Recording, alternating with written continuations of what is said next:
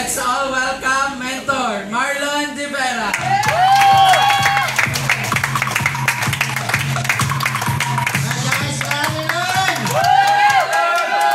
Ang ganda no, imagine mo, yung edad na 19 plus 20 to 39. Oh. Ito naman, pagsama-samahin yung edad nila, yun ang edad ko. Si Mentor Marlon De Vera, isa sa mga nag-guide sa akin. At least nakahabol pa. Sa edad, wala sa itsura. Oh, kaya kung may itsura ngayon, mas lamang ka. Oh, taas mo mga kamay na may itsura. Oh. Naniniwala ka ba na magandang gwapo ka? Oh, siyempre sa palyaman, naniniwala ka ba? Kaming bago, no? Ako po ay bagong luma sa paningin niyo po. Okay, anyway, so paano ba natin na umpisa nito? Siguro sa hustle na lang natin. Lahat naman tayo nandito is may pinaglalaban. Okay? So, dito naman sa atin, wala naman ditong nauna, walang nahuli, walang maganda, walang gwapo, walang pinag-aralan o pinag-aralan. Pantay-pantay po tayo dito. So, ngayon po, gusto ko lang ma-inspire kayo na ako, nag-start ako dito, 43 years old. Imagine niyo guys, 43 years old. After 3 years at mag-4 years pa lang pa ako ngayong December 1, yung resulta ng mga nakikita ko ngayon at tinitingala natin ngayon is unti-unti ko na pong nakukuha. Sige, patuloy niyo yan. So, ano yung ginawa? Una is, tanda nyo to, 5 lang. Una, believer. Naniwala lang naman po ako. Naniwala ko sa tanang kapag invite sa akin. Sabi sa akin, boy, kalimutan mo na yung tindahan mo na yan. Hindi ka dyan yayaman. Okay. Naniwala ko sa sarili ko kahit yung asawa ko kumukontra sa akin.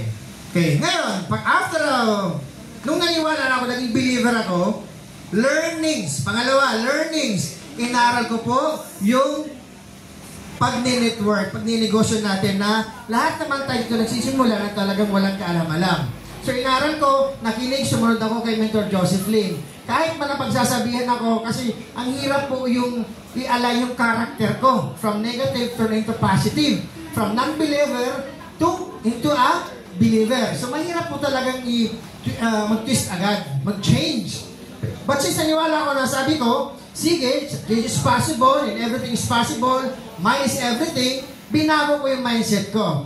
Ngayon, right after the believing, the learnings, and the third one is, na-stretch ko yung wallet ko. Kahit ayaw na J-Lim na mag-hub ako, magkaroon ako sarili kong hub, ako mismo, nag-create ako ng sarili kong hub. Kahit 3 pa lang ang hubber ko noon, si Pia, si Nestle, ako. Okay, kung ano nangyayari ngayon kay Miss Pamela, palapakan nyo nga yan. Mangyayari, kasi bakit? Yung ginagawa niya ngayon, ginawa ko noon ko. Ibig sabihin, palit kami ng sitwasyon. Kung anong meron akong resulta ngayon, ganun din ang magiging resulta niya. Okay, na-stretch yung wallet ko. Hindi na-stress ha? Na-stretch yung wallet, mental wallet ko. So, pinalaki ko yung wallet ko, kahit na kumikita pa ako noon, 700 pesos per direct referral. Imagine, makasampu ka, 7,000 pesos. 10 direct. Eh dati, ang sarap, ang gaan mag-direct noon. Okay? Hanggang mag-direct noon. Pero, this is na, lumaki psychological wallet ko, nag-build ako ng grupo. Kung ano yung ginagawa niya, nagpaparami, nag-build ako ng grupo. Naganap ako ng mga tamang tao.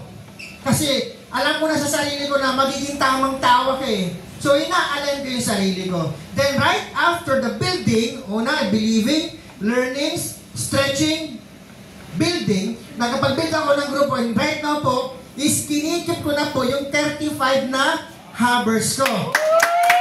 And counting. Imagine niyo yan. From 8 hubbers, si Minty, yung kulay green kong kotse, is ako ang nakapag-create noon. Na-create ko yon, tapos yung 8 ko, yung 7 ko na ilalim ko, sila naman ang nag-create kay Hero, kay Bumblebee. Okay. So ngayon po, since nagkikip ako ngayon, etong 35 na hubbers ko ngayon, sila naman po ang mag-create ng bagong, sabi nga Joseph yun nung isang araw, pare, ang ganda ng mga pinupost mo All about supercars. Sabi ko, boss, yes. Lamborghini po yung gusto ko. Wow! Tanda nyo yan ha. Ang sabi ko kay Upline, 3 to 5 years from now, magkakalambo ako. Ang sabi ng Jilim, pare, next year tapos ka agad yan. Alam yung unang words is believing. Maniniwala ko sa apply ko. Maniniwala ka ba sa apply mo? Yes! Ano man ang sinasabi ng apply mo na kakaganda sa iyo, makinig ka lang. Huwag mo nang kukontrahin yan. So, nasa na tayo? Believing, learning, building, keeping. Right? After the keeping of your habers, ano na mangyayari? Harvesting ka na, boy. Kaya ngayon, ina-attract ko na, nakikita ko na clear na sa akin na by this year and upcoming years is makukuha ko na lahat ng gusto ko. Doon na magsisimula yung dahil tinatanim nyo ngayon po umaani na ako. Kaya kung ano man po nakikita nyo sa akin ngayon, kumikita ng milyon, magkaroon ng sports car, at magkakaroon ng maraming hub at maraming hubbers, and you will be the next. Yes! Okay? So, anong unang gagawin? Believe. Kung ano mo sinasabi ng admin, hub owners, coaches, mentors, na nagtuturo po dito sa community po natin, all you have to do is to be a great follower. Listener, be a great follower, and be a great doer. Yun lang naman po eh. Kasi pag hindi ka marunong makinig, ano ang susundan mo? At sino yung susundan mo? And please know your priority. Ano ba talagang priority mo dito? Is pagiging tambay o talagang pagiging achiever? Ano gusto niyo? Siyempre, doon tayo sa pagiging achiever. Kasi lahat ay may pamilyang iniwan na sa natin. Kalimutan mo na muna. Not to kalimutan. Set aside mo muna yung family mo, family and friends na hindi makakatulong. And alam ko na iintindihan ko din po kayo na itong mga pinagdadaanan natin ngayon, it's a part of growing up.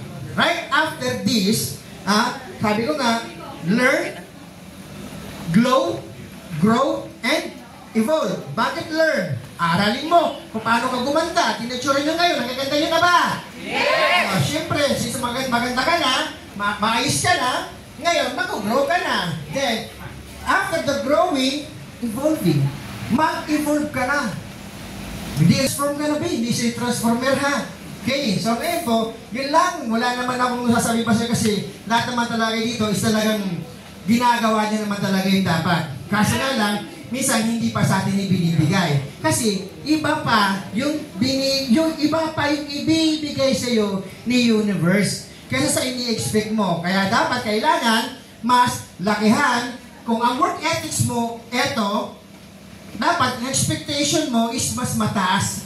Mas mataas dapat ang work ethics mo kaysa compared sa expectation mo. Kasi bakit? Pag mababa work ethics mo, tinatamad ka, tinatapi ka pa ng hub-admin mo, tinatapi ka pa ng upline mo, tapos magulang mo, naandyan pa distraction, so yung work ethics mo bababa. So ano ini-expect mo? Di ba wala? So what are you going to do? Taasan ang work ethics para yung expectation, nandyan na yan eh. Nandyan na yan. So, hato ka, ano ba yung requirements ng expectation mo? Say, for example, you are expecting to earn 100,000 a month. So, make a requirements. Sinabi ko na, tinuro ko na sa inyo. Ano yung requirements? Ilang hubbers? Ilang directs? Dapat, you must be a hub. Maging hubbers of the month. Tama? Pag naging hubbers of the month ka, basic, 100,000. Possible po yan. Kasi po bakit alam na po namin yan, nagawa na po namin. Siyempre, pag nagkaroon ka ng requirements sa 100,000, ilang directs? Ilan ang kakausapin mo? Alam mo sa gigising, magkano tataya mo? Dapat you must be ready. Piniprepare ka ni universe. Kaya pinaparanga sa iyo ngayon. Yung mga kumikita naman, congratulations kasi bakit? You, at least nakapag-step up ka na. Meron ka naman na next level. Ibang next level mo. Ano next level mo? To upgrade yourself. Ano yung upgrade mo? Gadgets. Pangalawa, achievements. Sino gusto sumama sa top 20? Sino gusto sumama ngayon sa China? Diba? Guys, lahat naman ng gusto talaga natin ay ibibigay. So, hindi mo pala naiintindihan ngayon kasi ikaw mismo sa sarili mo, hindi mo pa din naiintindihan what is your purpose, why you are here. Okay? So, yun lang naman po. Hindi ko na papatagalin pa. So, magkano po yung sales po natin ngayon? Okay, so congratulations guys. Meron karoon tayo ngayon ng 2 million sales in 1 week. So congratulations everyone. Ito lang, kama sinabi ni Jaro kanina, always be a good person and do good things. Thank you so much bro. Bye-bye.